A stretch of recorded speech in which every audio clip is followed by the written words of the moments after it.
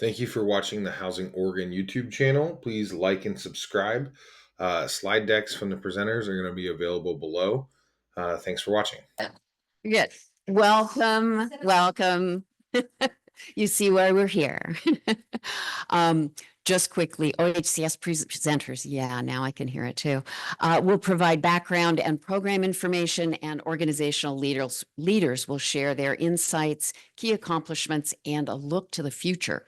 So without further ado, let's advance. Oh, there we go. All the things. I would really appreciate going through. I will start by saying I'm Kate Allen. I use she, her pronouns, and I am the manager of the technical advisor team that is part of the affordable rental housing section at Oregon Housing and Community Services. And I will pass the mic. Each of the presenters will introduce themselves, their role, their organization, and just give you a little teaser both to say where they are geographically, the populations that they serve, and what they'll highlight for you when they present in a few minutes. Good morning, everybody. My name is Christy Rodriguez Willard, and I am the Executive Director of the Housing Authority of Malheur and Harney County. So we serve rural frontier, walking down the sidewalk with your horses, Oregon.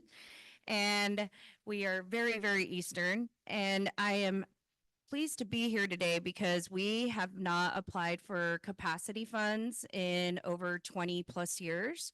And so we are finally recipients of some capacity funds, which are guiding us to invest in our community and assist those that are in need, and also assist our agency with capacity needs that we've been struggling with for over the past 20 years.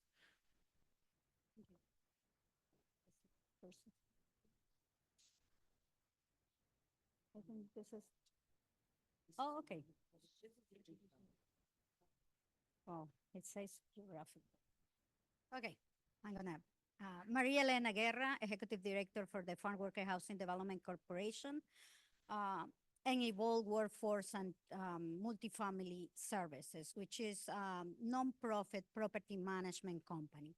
Today, I will be focusing in FHDC and where do we serve, but it's difficult for me really to talk about one organization without talking about Evolve. So you will see me switching back and forth. Please, if you need clarifications, let me know. We are basically in the Willamette Valley. We are going hopefully I-5 South corridor. At this moment, we have 475 units locating in 7 different cities, 3 different counties. Thank you. Jeremy Joe Stand. I'm the Housing Development Director with PCRI. I use he, him pronouns. We serve Northeast Portland for the most part and work with BIPOC families and households, as well as low-income households. I'll be talking today mostly about the depth of the need of capacity building funds. Hi, my name's Kimie Weoka. I am with Oregon Housing and Community Services. I manage the capacity building funds that are seated within the Affordable Rental Housing Division. And I'll be talking a little bit today about how we have responded to the feedback we've received over the last few years about these capacity building funds and what they should, how they should be structured, what they should be focusing on, and then what we are planning with the funds over the next few years, and how to get in contact with me if your organization is eligible for funds.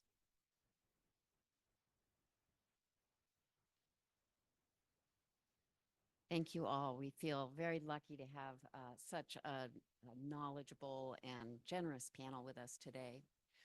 So for this table will look familiar to developers from Oregon who have been working within the Oregon Centralized Application, fondly known as the ORCA. This is the primary path for accessing rental housing development and preservation resources. And this displays resource allocation on a regional basis in the first column and highlights the need for production in the areas where OHCS resources have not historically produced the housing needed. And then in the second column is the basis for ORCA, or Oregon Centralized Application Set-asides for disproportionately housing burdened households. So a little bit more about that later. Through specific engagement in crafting the Oregon Centralized Application with rural developers and housing authorities working in rural areas, culturally specific housing developers, and tribal nation housing developers, these ways of looking at need and disproportionate need guided, importantly, a set aside that we'll talk about a little bit in with regard to organizations who largely fall in one or the other of those categories, working in rural areas where underinvestment has occurred, or serving BIPOC households who are disproportionately housing burdened. This aligns and aligned and informed Oregon Housing's acknowledgement that to advance the priorities in our state housing plan, racial equity, homelessness, permanent supportive housing, home ownership, rural communities, and rental housing production, residents benefit when housing and services are provided by community-based nonprofit organizations making long-term commitment to resident housing success, leading to significantly increased. So our analysis of that and our acknowledgement of that has led to significantly increased resources for capacity building, training, and organizational innovation, and supporting that innovation. So Kimmy is going to expand a little bit on that investment in capacity building.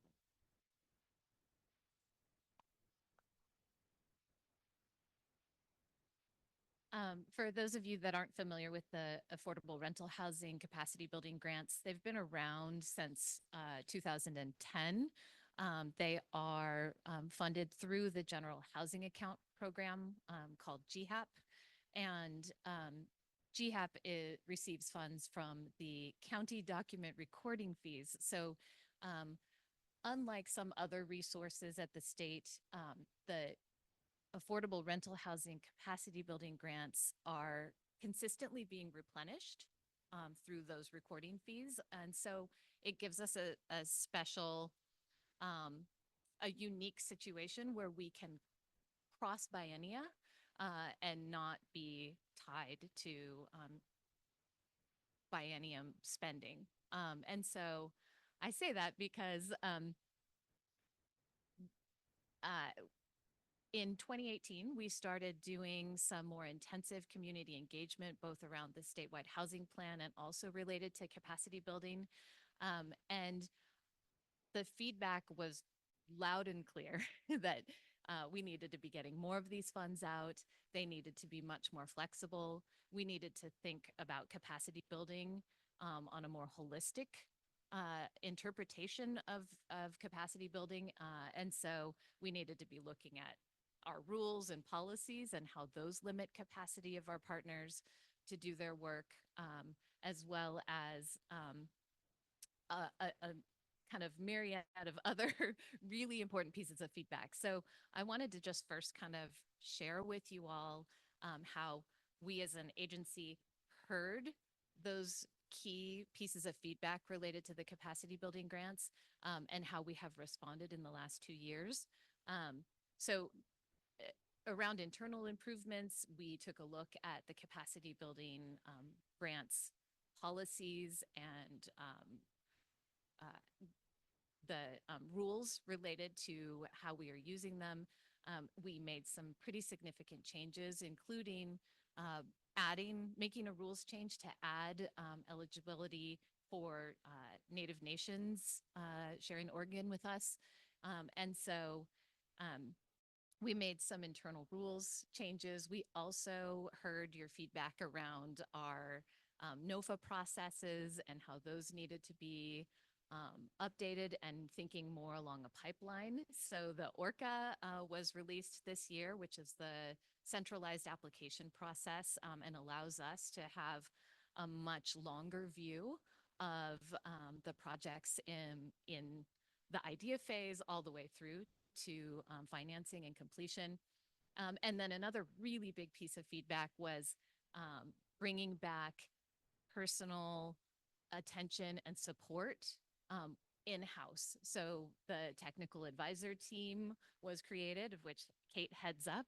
And that is kind of taking the place of what the regional advisors used to provide in the past, if you're familiar with the old position that we had in-house. So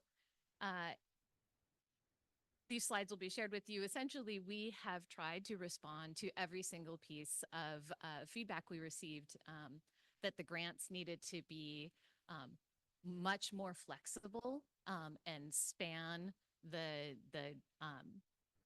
continuum of affordable rental housing's life cycle. So not just being allowed to use for certain pre-development support, but also helping the organization through the long haul, right? Asset management, portfolio stabilization, those sorts of organizational strengthening activities over the life cycle of the affordable rental housing project. So we have made all those changes, and I'm excited to say we have the capacity building grants back up and running. They're called the ORCA capacity building grants. The easiest way to get to the webpage is actually just to Google OHCS GHAP capacity building. We're still working on some internal website improvements. It's come a long way, but the website search is still a little confusing. So the easiest way to get to the capacity building page is through the Googling. So the framework that came out of the engagement really is focused on three major areas of capacity building. And we're looking at individual, organizational, regional, and the focus for the distribution and investment over the next few years is going to be on bringing professional training programs into Oregon that are focusing on Oregon. They're also going to be on direct grants to organizations and prioritizing right now culturally specific affordable rental housing developer organizations and sponsor organizations, as well as rural nonprofit developers and sponsors. We hope to open up the funds to additional nonprofit organizations and additional geographic and service community priorities. But for now, we're really, really centering our focus on our culturally specific housing developers and sponsors and our rural housing developers and sponsors.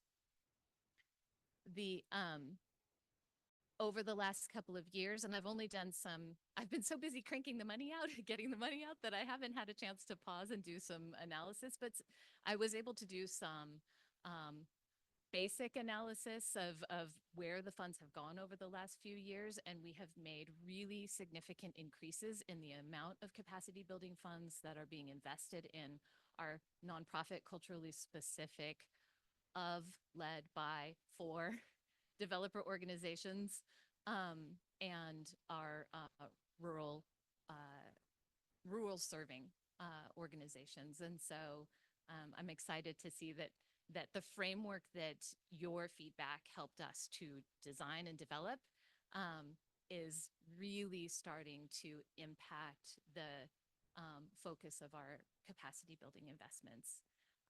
So we currently have the ORCA capacity building grant available, and you can find more information about how we're kind of lining up priority groups in order to eliminate any sort of scoring process and really just make it kind of a standards-based, streamlined grant application.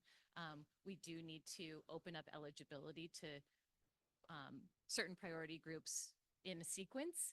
And so you'll see some information online about how we're lining those up over the next few months. And then we are going to be investing in bringing training programs in. And then we also have a plan to create a pool, a standing pool of funds that will be replenished each year. And that is for, it's going to be called the Innovation and Regional Impact Capacity Building Grant. And it's really focusing on providing kind of one-time project funds, not for your development project, but for a capacity building, exploring a capacity building idea or project. So maybe it's two organizations that have small portfolios, want to try out sharing an asset manager and see how that works out, or want to fund that for the first couple of years. That would be something that would fall underneath an innovation capacity building grant. So, or you want to bring some sort of capacity building opportunity to other partners in your region, and maybe that's something an association, potentially applies for. So those are the three funding focus areas. There's lots more information online, and I don't even know, we didn't work this out like for time. I'm sorry. I just like kept on kept on going. My contact information is also online on that website, and I'm here all day. So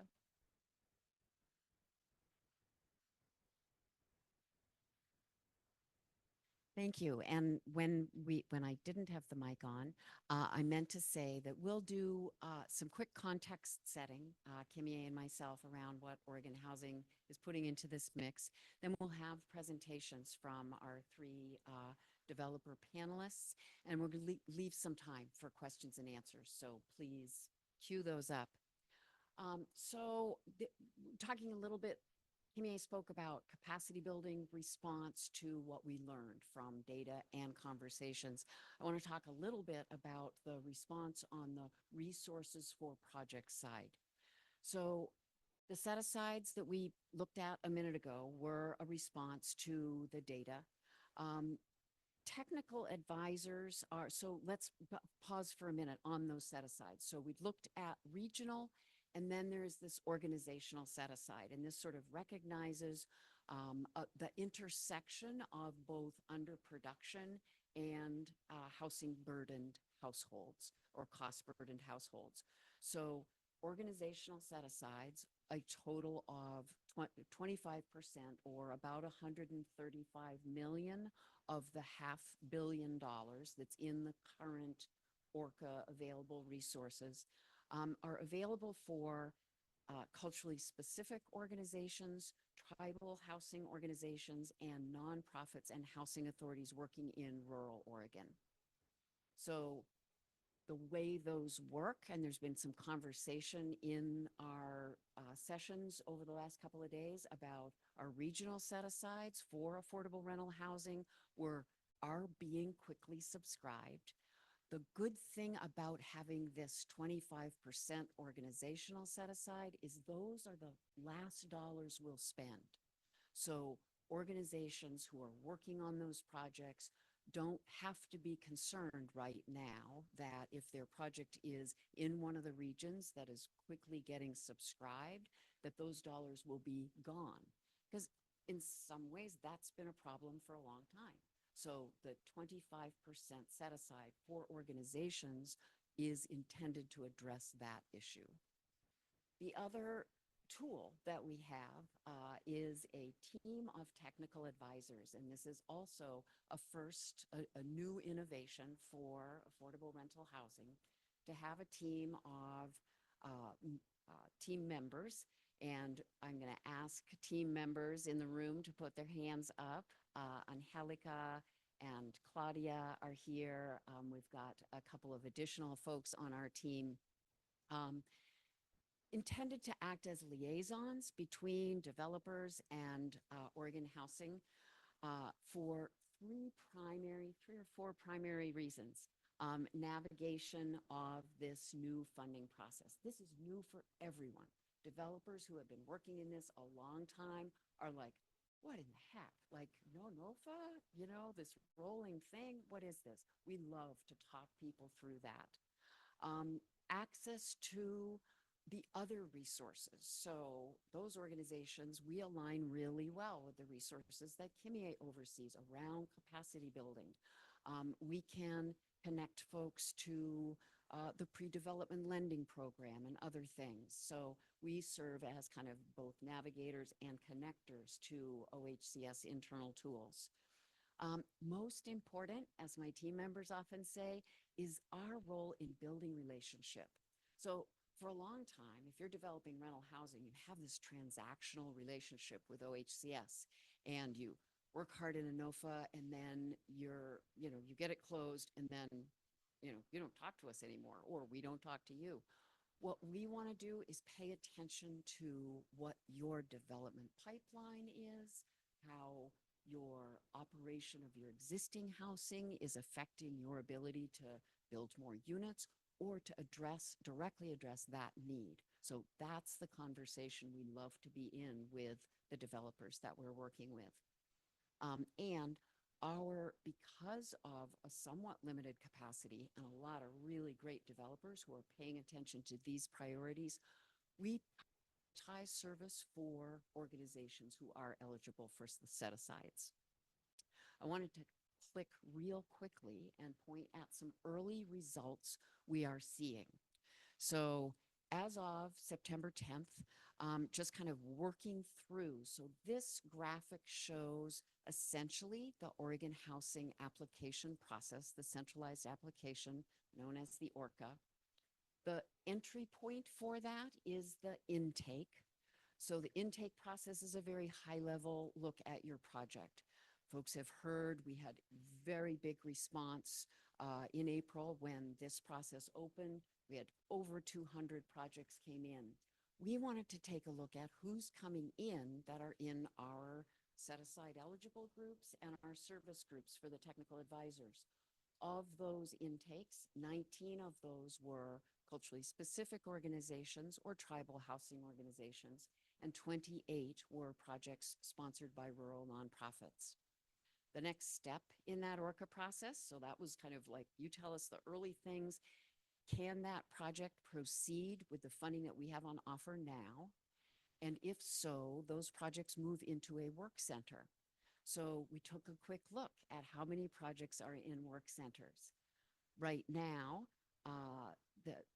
as of the date of this, when I put this slide together, there were 73 projects total, 6 that are culturally specific organizations or tribal housing organizations, and 15 rural. I was able to update that a little bit. We've got some projects that have moved through the process and are getting ready to go to the Housing Stability Council. But we have now in that a little update, we've got 7 organizations that are instead of the 6, and we've got 16 rural nonprofits. So we kind of see this move in real time. Of those that are in impact assessment work centers, 29 of those projects have completed their work. They've said, we've submitted all of that information and we're ready to have Oregon Housing take a look at that project. Of those, we're seeing these increasing percentages of organizations that are doing that work and getting it through. So 29 now, I think still 29 projects in there. 5 of those are culturally specific organizations. And then we're looking at going forward to Housing Stability Council for review in October with projects that will go forward. Are 3 of those are rural housing projects, and 1 of those is a culturally specific project of the 9 projects we anticipate coming forward. So we're seeing the organizations who were the priorities in these tools that we've developed beginning to move through our process, which is just a very early snapshot on how is it working. But for a lot more on how is it working, we have a very distinguished panel. And I'm going to hand the mic and the clicker, if you want, off to Meg first as our first presenter. And I'm going to go forward. So you're on.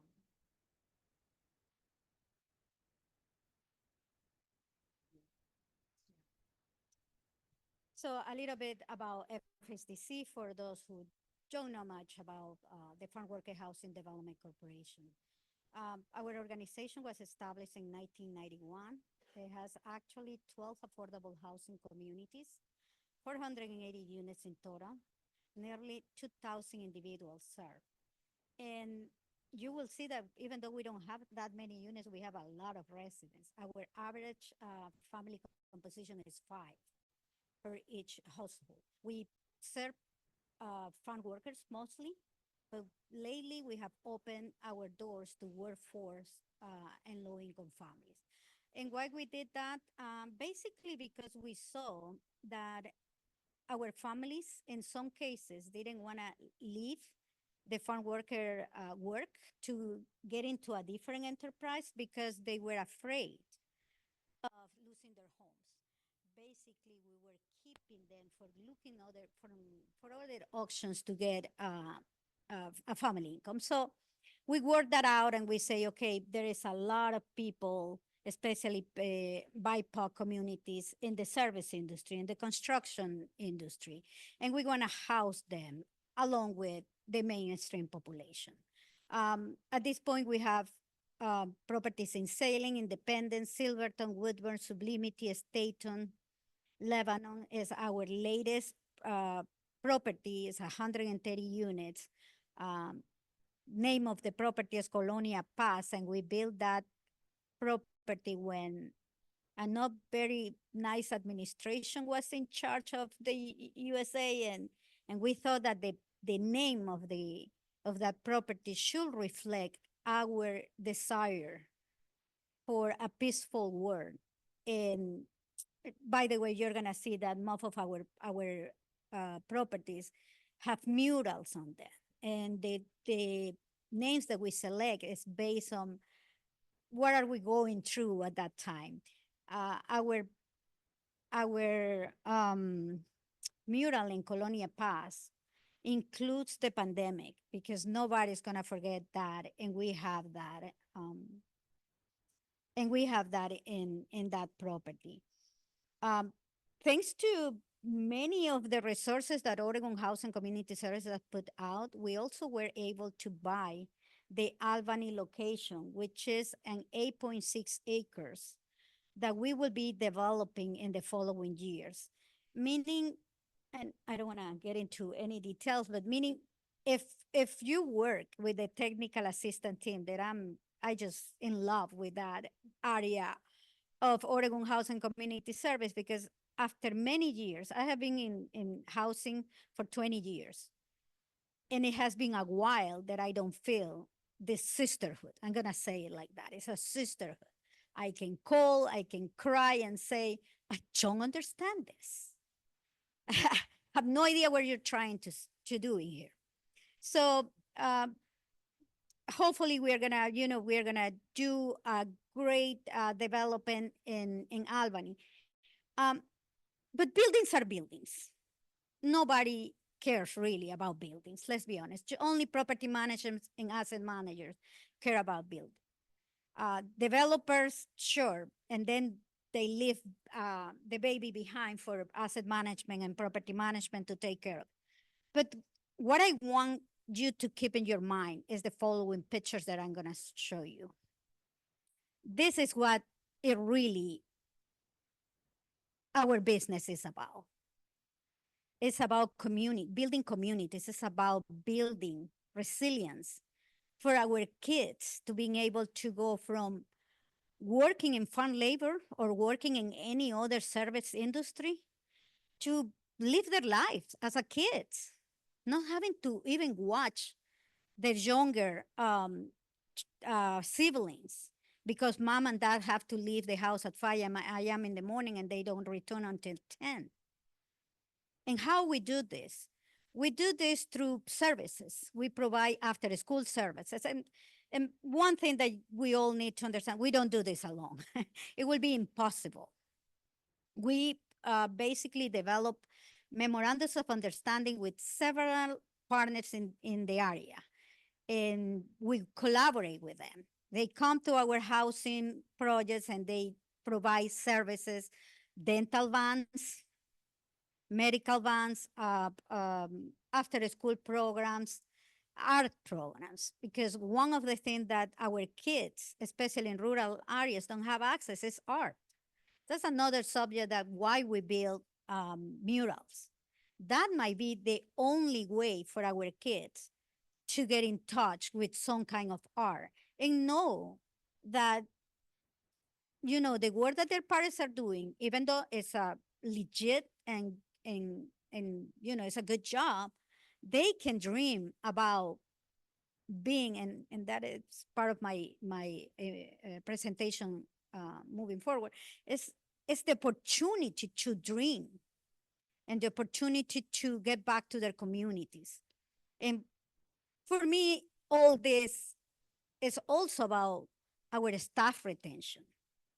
I don't think we will be able to retain a staff in the nonprofit sector based on salaries, if you ask me, or benefits, but it's something about looking at those pictures and knowing that our kids has a better future, what it retains I say from my personal experience is what it retains me to keep doing this work. Thank you. Can I continue? Okay, perfect. Your challenges to us, your observations and challenges going forward. So, you know, we were talking about the capacity building beyond the building of the units. But what we need in here is a holistic approach. A holistic approach where we understand that capacity building is an investment. It's an investment in your, in our organizations. But we cannot stop there. We need to look into the long-term financial investment, not only for production of units, because if we produce units and we don't have the capacity to manage those, to sustain our staff, and I'm gonna say the asset management team, the asset management working groups that we have today, we need more investments for that. We also need cultural responsive and multicultural property management organizations and contracts that we can put out so we can sustain our own property management company. Job training in housing development in general in the housing affordable housing sphere is very important. We just cannot say that we are gonna train housing developers, because if we train the housing developer but the asset manager doesn't have any idea what the housing developer is, and the property management company doesn't understand the entire circle, we are not going anywhere. We will have more and more units that needs rehab. Also services. There is no organization today that can do affordable housing without the service support. And services and support are getting more and more specific, they need more expertise. We are talking about PHS right now. We are talking about, you know, veterans housing. Those are very specific skills. You cannot just throw a property management person out there and say, manage this property. They won't be able to survive. Seriously, survive. We have experience of people leaving their keys in one day of experiencing managing an affordable housing, basically a note, and not coming back. So making those, making sure that we invest in giving these people more skills, more knowledge about what are they gonna be finding in affordable housing is key. The pro forma at this point calls for a 6%. Every pro forma, every developer wants to put a 6% property management fee, and they don't want to hear anything. And that is also true for investors. You put 8% and they say that's too high. But guess what? Property management is not cheap. It's not affordable these days. We need to make sure that we tell not Oregon Housing Community Service only, but also investors. It is impossible at these days to do and provide services with a 6% property management fee. And it doesn't matter if you are an organization just getting into the field, by the way, or if you are an organization with 2,000 units. The cost of property management is enormous. And you know, we are talking in our specific case, we are talking that we would like to see that fee between 10 to 12%. Today, some of our properties get 7 to 8% and also 6%. Again, you know, those developers out there, I'm not a developer, by the way. I will call myself a developer. Those developers out there, they say, we cannot do more than 6%. Well, guess what? We have to, because we need that. Another thing that I'm very supported of is to give priority to development teams and local nonprofits organization already working in the area. They know your community. They have been working for years in there. They have been investing. In our case, we invest our developer fee in services because we all know that services is not part of the operation of the property. So we all love services. We all need. It's not that we like services. We need services. Units without services not going anywhere. So, and we need to you know, talk to our local cities and in Oregon Housing Community Service and tell them, focus on who is already there, who has the expertise, who has the relationships to build these new houses, hopefully. So I started my presentation saying that the investment, we just can't talk about investment in building more units and capacity building for housing developers. It has to be a holistic approach. We will not be able to sustain these organizations without a holistic approach and investment at every level. And I want to talk a little bit how FHDC has been doing this.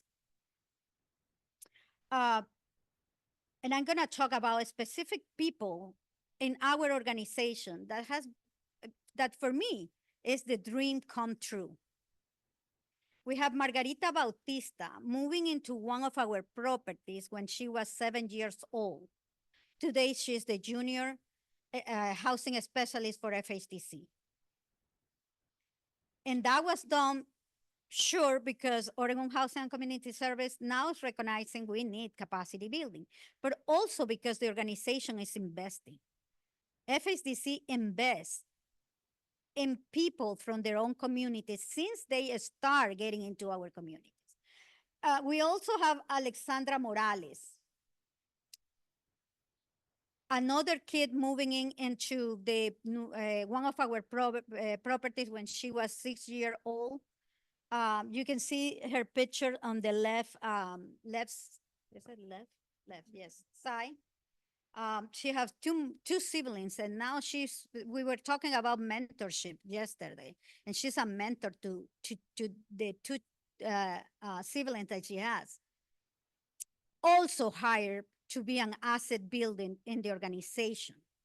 Ana Gomez, another person that was a site manager since the opening of that specific property in Colonia Libertad in Selling. 20 years working in the organization. Today, she is the property manager director. What all these people have in common? They all know what is to live in low income housing. They all know what is to go hungry at night because they don't have enough. Even though most of them themselves of their parents working from labor, they go hungry at night. They all know what is to take care of their siblings because the parent has to go to work. They bring that. And that's what we are investing. We are investing in units, but our major investment is at our capacity to do the work, to represent an organization, not because of the, again, the salary of the benefit, because that's gonna be difficult, but giving back to the place that at some point hold you in a safe place and healthiest place so you can continue your career. I'm very proud of these girls. We have other examples, but I wanted to focus on this. And Josefina Cruz, which is, her picture is not in here. She was a resident also. She's part of the Promotoras program. And what is Promotoras? It's a program that came from Mexico, by the way. It's a concept that came from Mexico. And it's basically our own residents working and helping to keep our properties in good standing. They see something, they report it. No, they don't have to call the attention to their peers or the residents. But when we have something to say to our residents, it's not coming from us, the management. It's coming from their peers. It's more receptive. Not always, but it's more receptive. So all this is what we have formed in FHDC, along with Evolve Workforce and Property Management. Yeah, that's what I wanted to share with you guys. Thank you. Thank you, ma'am. Jeremy. Thank you. We will have a few minutes at the end for questions. Thank you, Meg. Excuse me, starting off, we'll give you a little bit of background about PCRI. PCRI was chartered in 1991 specifically to improve the housing conditions of low-income African Americans, mostly in North and Northeast Portland. Years of redlining and fraudulent and discriminatory practices by financial institutions had left families in those neighborhoods unable to secure conventional mortgages, and a lot of people were taken advantage of during that time.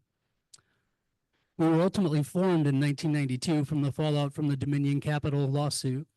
Over 30 years, PCRI has acquired and built over 800 units of affordable rental housing and now provides them for rent to low-income households. This housing helps mitigate and prevent displacement, addressing historical inequities that manifested through neighborhood disinvestment.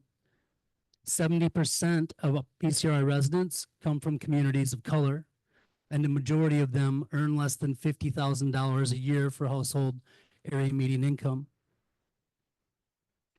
PCRI is also committed to ensuring a thriving and equitable community in North and Northeast Portland.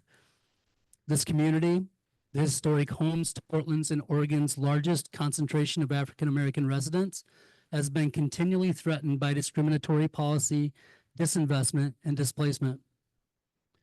PCRI offers financial and homeownership education, matched savings, individual development accounts, you'll sometimes hear those referred to as IDAs, and other resident service programs to help families retain housing, achieve stability, become self-sufficient, and build assets to break the cycle of poverty. Next slide.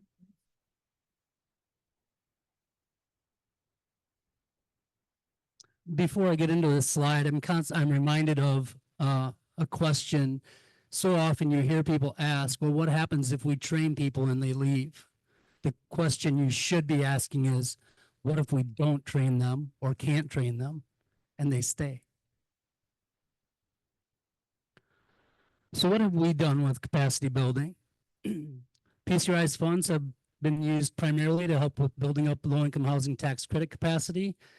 And as we'll talk about here shortly, in other capacities as well. So far, much of the funding we've received has been used to support our finance department, learn more about low-income housing tax credit funding processes, deadlines, and what's required in the audits. It's important to recognize these as critical areas of the development process. But when we hear capacity building, each one of us has a different idea what that means. For housing development, it's staff, formal training, being able to reach out with partners. For property management, it's also more staff, but it's also help from consultants and more attention to resident services. And as we'll talk about in a little bit, more case management, because that's what we're getting into. Maintenance, it's better work processes. It's getting more work completed. It's being able to move through that process faster and more efficiently, so on and so forth. A full service agency, which many of us are, can blow through that $150,000 in the blink of an eye. How will this help development? Excuse me. The flexibility of the funds is crucial. When we can determine how and when we use the funds to support the development, it's most beneficial. Maybe this year we're in a good spot with other projects and the funds would be best spent by helping to pay for pre-development soft costs. And next year, when the agency needs more development personnel, the funds could be used to hire and train staff and consultants, if and when we decide that's needed. What we're really running into in another project that we've seen is that right now, if we had capacity building and pre-development funds, that project would be 7 to 8 months further along than what it is now. That means by now we would have foundations poured, we would have sticks in the ground, we would be moving forward. So how much more is needed? This is such a loaded question. PCRI is a full spectrum housing agency. People see us mostly from their point of view and may not realize everything that we do. We do everything from planning and development to project and construction management, property management, resident services, case management, maintenance. Did I mention we also have a home ownership team that helps educate families and individuals on what it takes to become a homeowner or save for the important life events with those individual development accounts. But this is just the top of the cake. This is the everyday stuff. Items like case management, compliance, finance, they all have their own individual needs but get lumped into some other category along the way. This doesn't even begin to touch items like advocacy, marketing and social media relevance, and public administration support and advocacy. Finally, all of this information, all of this work needs to be collected. So we need a place to store that data collection and be able to tell our story, because if we don't tell it, nobody else is going to. You've also heard me say things like flexibility and at our discretion. Those items are critical. And with OHCS, the funds that we're receiving in this capacity building has that flexibility for us to use them for much of what I've discussed here. And that is so beneficial. It's just, while it's progress in the right direction, it's still not enough. So, yeah, I am done.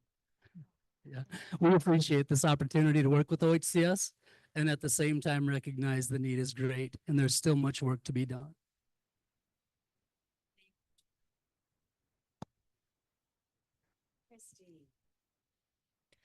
So it looks like everybody was prepared and had notes. I did have notes, but I've been traveling the last 2 weeks, so they're somewhere stuck between Lincoln City and Portland and Ontario. I'm not sure where they're at. So I'm going to go off on a whim here. The Housing Authority of Malheur and Harney County was created on December 6, 1950. Our mission is to provide safe, decent, and sanitary housing conditions for low-income families and to manage resources efficiently. The Housing Authority will promote personal, economic, and social mobility to provide families with the opportunity to make the transition from subsidized to non-subsidized housing. So again, like I just said earlier when I was introducing myself, the Housing Authority, we have been extremely siloed, I can say, as a small rural housing authority, where we don't have a lot of resources, a lot of technology to keep up with when are funds coming out, what funds can we apply for. So along with being promoted from Section 8 case management to the executive director. So I will also let you guys know that this job is very important. Capacity funds are very important. I was a mother, a single mother, and I lived in public housing. And then so I was just out of college and moved into public housing because I needed a hand up, not a handout, right? And I was offered a job to be the front desk receptionist at our housing authority a little over 12 years ago. From then, I moved on to being a Section 8 program manager and was a manager of their Section 8 program, our family self-sufficiency program, family unification program, and home ownership program. And I did that for a couple years. And then my predecessor decided that she was going to retire. So my board chair came in and said, guess what? Do you want to take on the job as the executive director? So that was a whole learning curve within itself, which I feel that if I would have had the knowledge and expertise of knowing about capacity building funds way back when, that definitely would have assisted us as an agency to be better informed and better have a lot more knowledge as far as advancing our pipeline of wanting to create more affordable housing in our community. So these are our first capacity building funds. Thank you, Kimie, that we've received in over 20 years to our Rural Housing Authority. We are now able, so I think we might be the only housing authority across the state of Oregon that doesn't have a project-based voucher program. I get a lot of developers that are knocking on our door saying, hey, you guys have project-based vouchers that you can offer to us? And I'm like, no, I haven't had the time to implement that process. I'm helping maintenance pull weeds on Saturdays. That's not happening. So we are now able to go through the training and able to implement and work with HUD to implement our project-based vouchers for the first time in Malheur and Harney County, which is exciting. And we are able to expand our housing production with the assistance of a development consultant. So we don't have a development team with the Housing Authority. We are a family of 11, and 5 of those are maintenance guys. So there's only 6 of us in the office, and we own and manage 6 properties. And we have our Section 8 voucher program, and we handle all sorts of programs. I also have a project turnkey that's in Malheur County that we are working with, and we operate 2 of the biggest geographical counties across the state of Oregon. So we keep very busy from 8 to 5 and sometimes into the weekend. So our capacity building funds are able to assist us with hiring a development consultant where we are able to kind of ease the burden off of me and have them assist us to go through the ORCA process, because along with our capacity building funds that we received, we are actually doing a brand new 30-unit development. Yay, 30 units. I mean, it's small, but we're doing 30 units. So we are doing that via the home ARP process, as well as getting more actively involved with our technical advisors. I am extremely excited to have those conversations, as we are also looking at doing preservation. Preservation is huge in rural communities. We have about 35% of our housing stock that's going to get ready to expire within the next 5 years. And so we have a lot of mom and pop owners that are knocking on our door saying, we want out of this contract. And so we are the only main affordable housing provider in our communities, and both communities that we serve. And so it's our job and our duty to actually keep folks from being permanently displaced. So we are getting tools in order to support future development goals with preservation, and we are able to do that with capacity funds. And now that we know how the capacity fund process works, we will be applying for those on a regular basis from here on out. Another thing that I wanted to let you know is that my last point here is we're the ones who stay in place to help the most in need to be able to call place home. So that resonates a lot with me as being a developer and a provider of affordable housing. We have had many, and no offense if there's any for-profit developers in here, but we've had many for-profit developers that have come in and have asked us as a housing authority, hey, become a 1% general partner. And, you get the tax, we get the tax, give them the tax break where they don't have to pay the taxes, but then they walk away. So it's extremely important for us to be recipients of capacity building funds where we're able to grow and we're able to expand so that we're able to stay and actually do the job. We're the only ones that stick around. We're the ones that know our community. We know our next door neighbors. We know people's needs and wants. And it's extremely important to keep investing in rural communities and small organizations such as our small housing authorities and my fellow panelists that are up here as well. So yeah, it's a great deal to finally be a part of the capacity building family for OHCS. Thank you so much, panelists. We want to get out and hear some questions that you might have for this incredible group of folks. So throw a hand up if you've got a question or would love some more information on something. I will bring you a mic.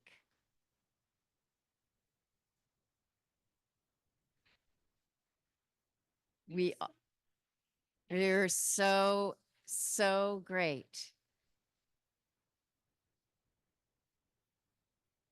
We, of course, came preloaded with a couple of questions. We have some opinions up there, but love to hear from you. So one of the slides showed your priorities, both in the past and the current priorities for the program.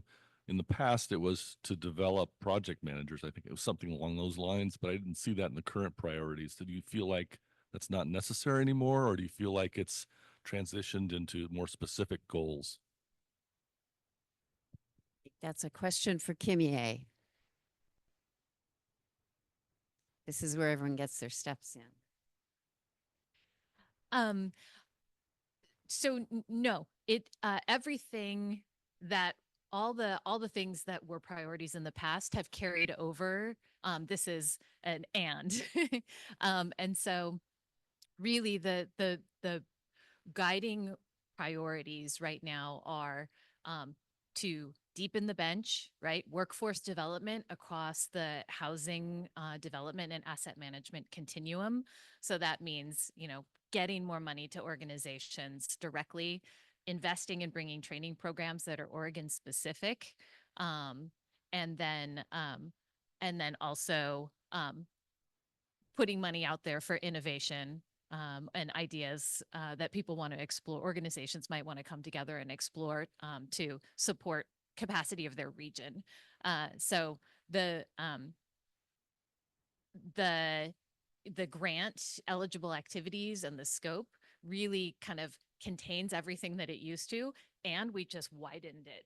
And so we've written the eligible grant eligible activities to be very broad, to try and capture as many of the things that you might need to invest in as an organization to strengthen your organization's capacity to do whatever, to meet your mission related to developing and operating housing long term.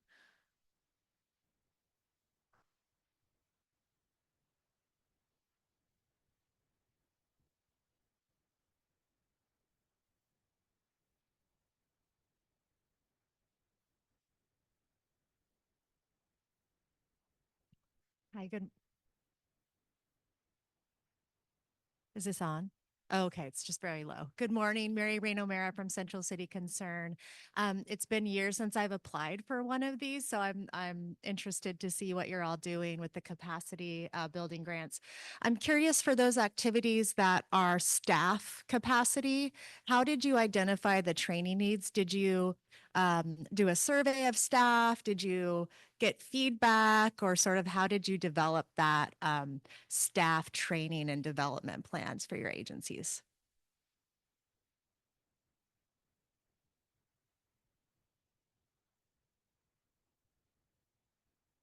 Some rooms ended up with 2 mics. I'm not sure. We got a little shorted. So how we figure it out? Let me go back a little bit. The capacity building that Oregon Housing Community Service have put out there, it helps. Don't get me wrong. It's not everything. Because the cost of training individuals as we get them, we are not looking for people that already have the skills. We are training them in the technical skills and also the people skills, the soft skills that we need, especially for cultural specific services that we provide. I will say that the curriculum was developed by Evolve. It took the manager, which is here today. She's an overachiever. It took her a year of conversations because even though we were doing this before, everything was in the mind of the people that we were doing it. It was very organic. She was able to interview, I have no idea how many board members, people in the community. So we never, in our organization, we never work from up, down, but down, up, because we see the benefit of that. We interview residents to see what is that they want to see. And what they want to see in a cultural specific property management company, it goes along power dynamics. It's a lot about, who has the power in here. And what we were experienced before Evolve was formed, and we, at some point, we have a private property management company, is that the property management company was abusing the residents, were intimidating residents, and we don't want that. So it's a long time of developing the soft skills, finally getting into a point that we have everything in writing. We know what we want to teach our, not, by the way, the curriculum that we have is definitely for property managers, but everybody that enters both organizations, either FHDC or Evolve, gets some part of that training. Because we need them to understand that we are we're growing thanks to the capacity building grants too, but we are still a very grassroots organization that we want to keep listening. What is the need of our communities? So different curriculums, different topics in each section. We don't do the technical skills. There is plenty of organizations out there doing tax credit 101, blah, blah, blah, blah, compliance. We give them the opportunity to understand what is cultural specific property management is and how we want to work with our residents. That is our priority. Hopefully that will help. Kimmy, I was going to ask if you see across grantees other ways that organizations are kind of putting together their training priorities or other resources they're accessing. For the most part, what I'm seeing on different grant applications and through different stakeholder engagement has been they've worked with a consultant over time and have decided they really want to bring some of these skills in-house, or they have had to pass on projects that are really needed in the community because they just don't have the staff. Sometimes there is a full kind of strategic plan happening with the board and within the organization that helps to inform where they want to build capacity. But it's really been across kind of the spectrum as how people come to at least their kind of initial ask around what areas of their organizational strengthening they want to invest in. Jeremy, do you have anything? Or We've also been able to maximize our resources from our capacity building funds for training by reaching out to other rural agencies that may have the same need. And so what we're able to do is take some of our funds, they take some of their funds, other folks take some of their funds, and we come together and we provide a training for our staff because it is a need. And we tend to communicate with other folks that are doing the same thing that we're doing in Eastern Oregon. And we try to come together to provide a training for our staff, but we maximize our resources by just not our agency paying for that specific type of training, but having others jump on board as well to maximize results for not only our agency, but other agencies that are in need of training things. So for instance, our project-based vouchers, we had new staffing at Umatilla County Housing Authority, where we were able to split the costs and be able to bring in a trainer that was able to train us for a week. As far as how the PBV process, some of it in Umatilla County was a refresher. However, it was a new deal for us. So we were able to maximize resources by bringing in and coming in together as a bigger group to provide trainings that are needed. Thank you. Just a couple of minutes left. I'll get right there. You'll be our final question. I did want to Christy's point, there are other organizations in the room who do capacity building. Throw up your hand. Give us a shout as to what you're.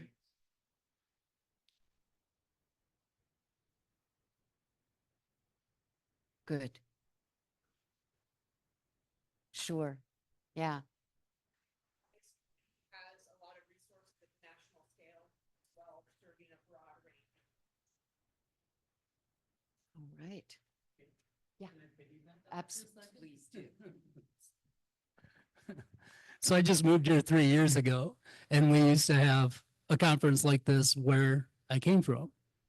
So if there is anybody on the Housing Oregon team that is looking for breakout sessions for next year, I would encourage reaching out to some of those national partners to bring in LIHTC compliance, maybe something from NeighborWorks home ownership path, and some of those national things that happen that can be done at this event. Then it combines everything in one place. You have a bunch of people getting trained up at the same time, and everybody is getting very similar information that OHCS can approve ahead of time and make sure that it meets their needs as well. Thank you. I love efficiencies. All right, sir. Alrighty, Ramon with FHCC and Evolve teams. My question goes towards the last panelist, Malheur and Harney County. I had the pleasure of making a visit out to Malheur County. Oh, no, Harney County and Burns last year, and it was phenomenal. And I was blown away. I've been telling all my friends, oh, we got to go out there again, and just trying to wrangle up a bunch of folks.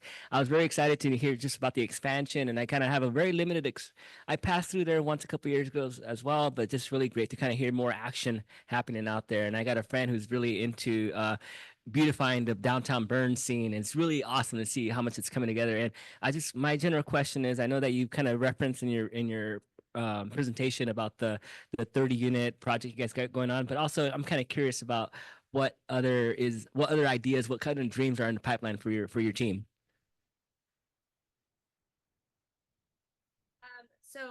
And I don't even think I need the mic because I have a loud voice anyway. My kids hate me because I've got a very loud voice. Oh, for the Zoom? Oh, okay. So thank you for your question. We are building 30 brand new units, which is something very new to our housing authority because we haven't built anything since 1996. And so a lot of that project itself, we're going to be working soon with our TA assistants to get preservation funds for that because we've not actually preserved anything in that property either. So it's got a lot of deferred maintenance at this point in time. My goal and my vision is that the housing authority became a regional housing authority in 2016. So we actually were only handling the voucher program for Harney County, and then we became a regional housing authority in 2016.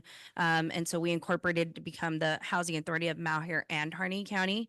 So my goal is to find out what the need is in Harney County because we would like to build something new over there as well. We're currently undergoing taking over an elderly disabled project that's in Harney County at this point in time, just so that we can get our presence there, because right now we're just a remote office in Ontario, where we have folks, I have staff that goes back and forth between Harney County and Malheur County. And so what we're wanting to do is first acquire this project and then probably do an acquisition of the project and actually buy it, because it is a HUD elderly disabled complex. But I want to build, at least before I retire, I'd like to build at least 500 units between both counties. That has been kind of my goal. So I'm starting slow right now with 30, but I want to do mixed housing. So we want to educate a lot of rural communities, especially in Eastern Oregon, that affordable housing is not just serving those that are 30%, 40%, 50% AMI. That goes all the way up to 80%. I sound like a broken record because I know that we were talking about this yesterday, but it goes all the way up to 80%. I mean, right now, the way the economy is, it goes all the way up to 100% AMI, where we need to still assist those families that are falling between the cracks. So I would like to do mixed income housing, and it's on the horizon. And that's something that is my goal and aspiration, is to make sure that we are not letting people fall between the cracks that cannot find a decent, safe, and above all, an affordable place to live. So. Thank you. What a brilliant wrap up. Like big vision, lots of energy. Thank you so much for being here. Thank our panelists. Have a great rest of the conference. We'll be here for a few minutes if you've got questions or grab cards.